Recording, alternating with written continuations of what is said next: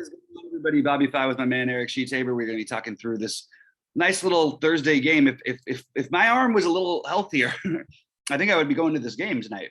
It's here in LA. It's a great Thursday night game that we have between KC and the Chargers. I think that the total feels accurate. I think it's going to be a high scoring game. I really, really think this is going to be like one of those. We have actually a fun showdown slate. And we're lucky because we got a good one Monday and we've got another good one tonight. So I'm excited about it. Sheets, what do you think about this game overall and any sort of hot takes or anything? I have no idea. All I can tell you is that it's going to be a great game. No, I can't promise you that, but I just have no lean. I think the line is pretty accurate. What is it, 3 or 3.5? It's a 3 for KC. Yeah, it seems about right. Can't imagine either team being able to stop the other one. So it's going to be a fun one. Yep, it should be a good one. And for a Thursday game, this is about as good as it gets. We've seen these stories before. The KC Thursday games have gone completely wild in the past, and I just feel like that's going to happen again tonight.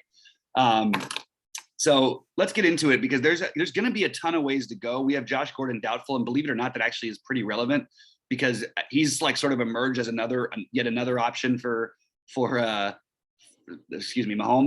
And at least we'll have, a little bit more condensed stuff. Not like he's been a huge player or anything like that, but he would have been a guy I would have taken a shot at it as a cheap guy. I think that's what you want to try to do here is try to find, you're going to make money on finding the right guy. Because Hardman is overpriced, that's sort of my first lean is to try and take that shot. My other guy who I'd want to take shots on is even with Keenan Allen coming back, maybe playing a Palmer or a Guyton would be viable, but I don't think they're going to be totally low owned. And then it's Thursday, so of course we're going to have some shares of Pringle. What are your sort of early leans on some of the guys you like? Who's projecting well for you? Well, just to kind of show you what happens. Like, let's just say you want to put Mahomes in the captain. Let's say you want to do everything you want to do. You want to play Herbert. You want to play Keenan Allen. You want to play Tyreek Hill. Like if you did that, then you only got 200 left per person, so you can't do that. So that's what kind of makes it fun, right?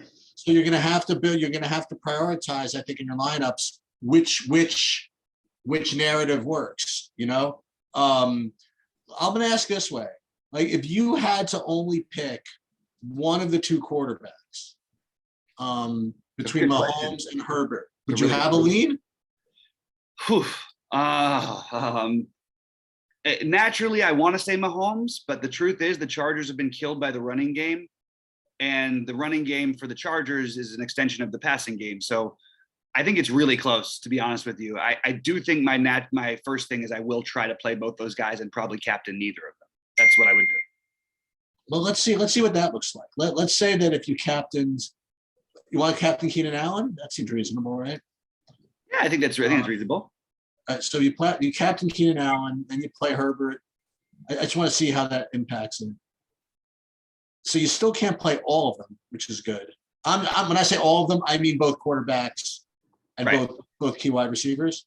Because the thing is, there's no chalky, good like sub 1K play on the board, as far as I can see right now.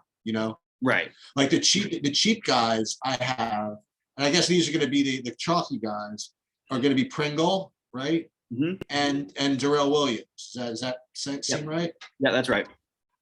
Marcus Robinson, I think, belongs in that conversation as well. Okay, I don't even have him. Which team is he on? He's on the Chiefs. Okay. What do you gain from that? So let's just see for a second. Well, let's talk about it. Let's talk about running backs. Between Williams and Hilaire, I mean, do you think of playing one of these guys? Do you think of playing both of them? Do you like one over the other? I mean, it seems to me that Darrell Williams at 3,200 would be who I'd want to play because I'd want to save the money. But would you ever consider playing both of them? I mean, for me, Darrell Williams seems like the better play. Yeah, I think that's a route you can go if you're not going to play Mahomes, is to play Darrell Williams and Edwards-Helaire. I think Edwards-Helaire is too cheap. I don't like playing him in general. It is just a one-game thing. I'm a little concerned. We might get value because Eckler, I think, actually did get pretty banged up the other day. But I wouldn't mind playing Darrell Williams and Edwards-Helaire because there is a path to this game where the Chiefs just run it down their throat. I mean, we've seen the Chargers just get killed by running backs all year long. Why should this be any different?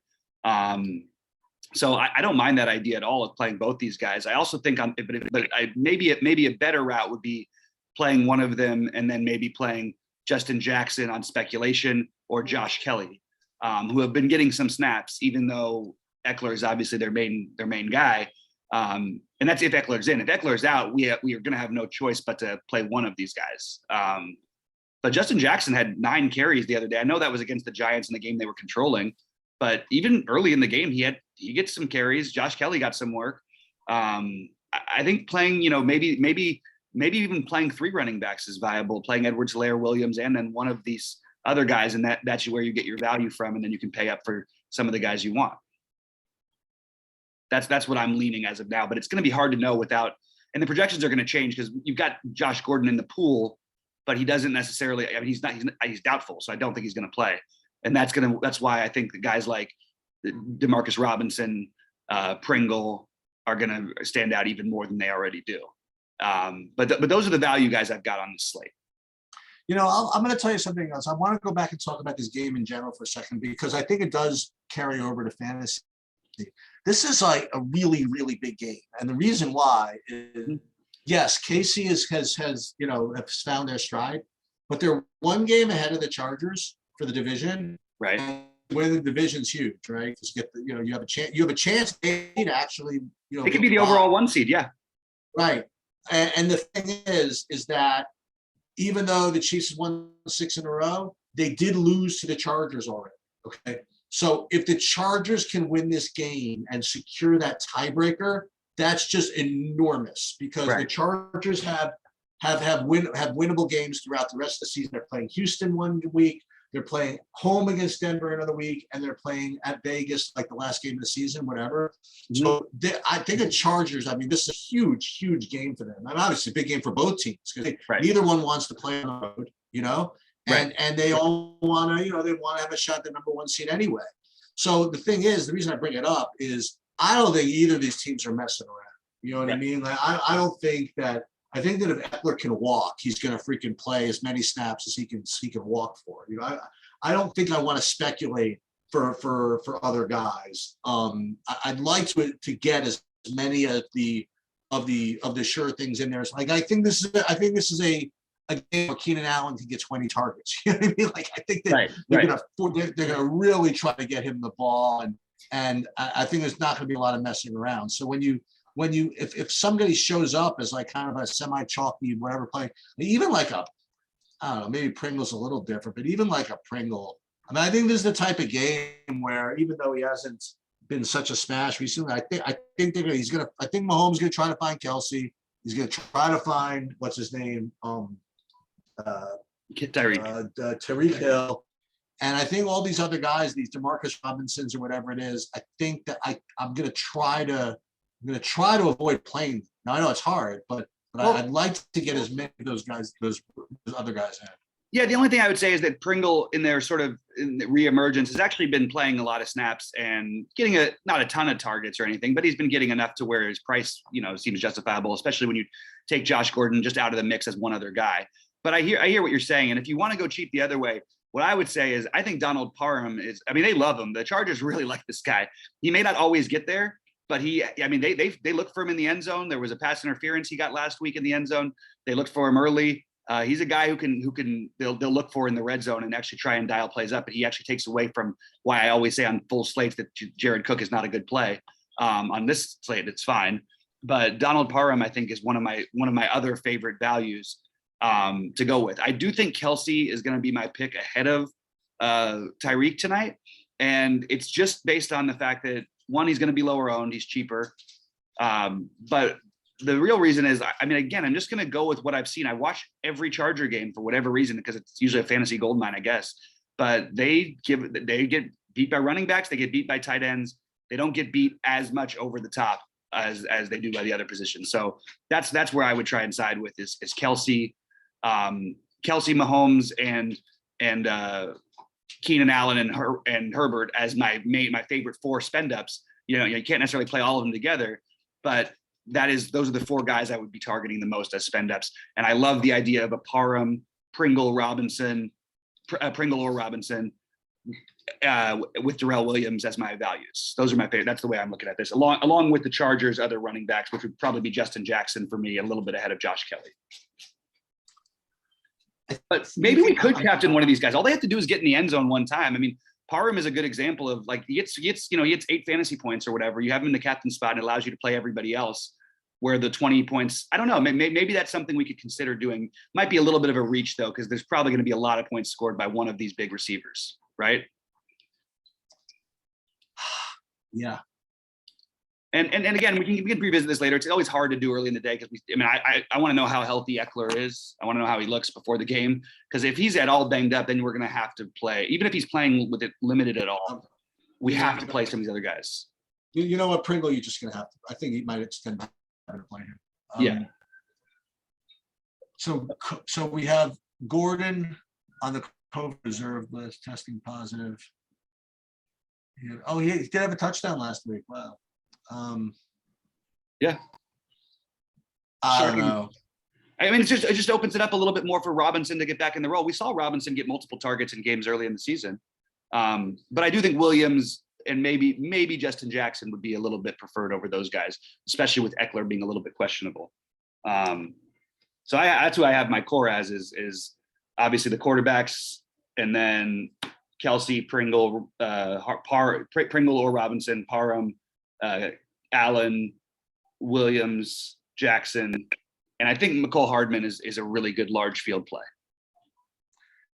I'll tell you, I really don't have an opinion. I'm trying to figure out, because I really feel as though you're going to have to play one quarterback and not two in a lot of lineups. Yeah. Well, what I was going to say is you have to prioritize, and I really can't figure it out. But you could correlate appropriately. You know what I mean? Like in the lineups that you play, just the Mahomes, make sure you get a couple of KC receivers, and maybe you don't need two LAC ones, right? But in the Herbert ones, make sure you get two of those. And this is one of those slates where it's going to probably challenge my philosophy. Which listen, I'm telling you, I've been doing really, really well this year in the showdowns. Just ignoring the correlation and just letting the randomness of the non-correlative lineups and the uniqueness of the non-correlative lineups just kind of overcome it. And so far, so good. So, but I think on a slate like this, when you have to really pick, I don't think you'll be able to afford both quarterbacks with receivers. You are going to want to make sure that you have the correlative lineups. Like you want the quarterback with the receivers. Yeah. Even though Mahomes and Herbert do have some rushing upside. I don't know. I just feel as though they're going to. Yeah, I think if you put a gun to my head, I would play Herbert. Like I think Mahomes has a bigger game more often here, but I think that Herbert is the guy I would play if I had to play one, because I could easily see them having to pass the ball a lot more. And like I said, even with Eckler in there, whether Eckler's in or not, with Eckler in there though, it's even that's the running game is a sort of an extension of their passing game. And the Chiefs, there is that path where they could run. Look, you had 3 touchdowns from the running backs last week by the Chiefs. And why couldn't we see that tonight as three of the 5 touchdowns are by the running backs? So I think that's the route I would go. If I had to pick one quarterback, I would take Herbert, now that I think about it. I'll tell you something else, which this is not going to be a particularly hot take, but I think that, I'm looking at the KC for example. I see that the Chiefs are 4,400, the defense, and Butker's 4K. I think the kicker outscores the defense literally 100% of the time in this game. Yeah. I really do think both defenses get 0. Well, there's always that weird that you never know that weird random Herbert or Casey. Yeah, but these are good quarterbacks. You know what I mean? I don't know.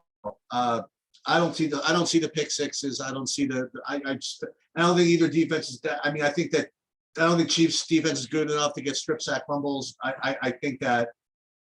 I don't know. And I think it does seem like a game, you'd want to avoid the defenses. I agree with that. Yeah, but I would play the kickers just because. You know what I mean? I think the kickers can get 10 points. Also, they might move the ball over the field, and then you end up having to settle for field goals. It is Thursday, a short week for these teams. There is always that possibility. So I kind of like that idea a little bit. I think I would lean Butker as my preferred kicker, but I would think either are viable. Well, this is actually really interesting. So you look at the differences. So the Chargers, you have the kicker 800 more than the defense, but for the Chiefs, you have the kicker 400 less than defense. Okay. Yeah, that makes some sense to me. the Chargers defense is nothing to write home about. And the Chiefs have at least shown that they've been really good lately. I mean, their defense has been unbelievable, which I don't know if it can last much longer. But anyway, we'll hopefully I'll be here as well at 3 or 6 Eastern, and we can talk a little bit more. What is the total, by the way? Like 55 or something? It's 52. Let me see, is that right? 52, 27. Yeah, 52. Yeah. Hey, it's like, look, if this was a Sunday game, I would bet the over on this all day long. If it's because it's Thursday, I don't know if I want to touch it. Why Thursday? The short weeks just tend to almost always hit the under. And I want to point to the outside about, like, I know this is not football. We should really pay attention to these teams that are crushing spreads. Vegas is slow to react to certain things, more so this year.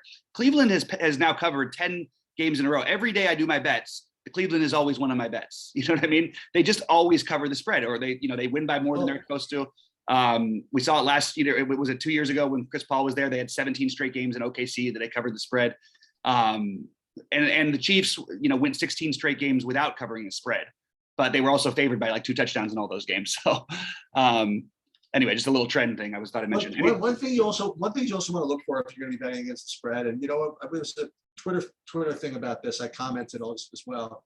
I don't know if you guys know David Baker. There are 2 David Bakers. Talking about the old one or the young one? The older one is also he's a savant. He's a really, really good sports bettor. He won like the circa sports betting thing last year for like 500,000 or something like that. Mm-hmm. He's really super sharp, and he posts his picks and whatever it is. And he even mentioned in a tweet yesterday that the free lunch is over with some of these favorites. Apparently the whole year they've been giving free square and free money away to these favorites against teams that were just horrible, like Houston, Jets, Jacksonville, whatever.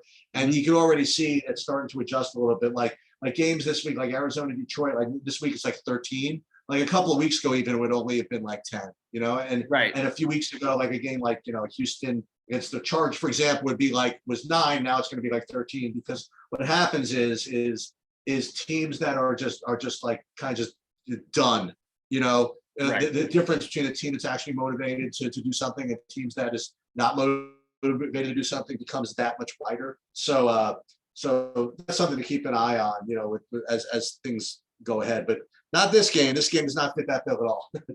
Yeah. But I do think it's a good point to make. I totally agree with what you just said. I actually think that it was 10 and they changed it to 13 really quick this week. That Arizona game. Anyway, good luck to everybody out there tonight, and hopefully I will be with you guys at 6 Eastern. Sounds good.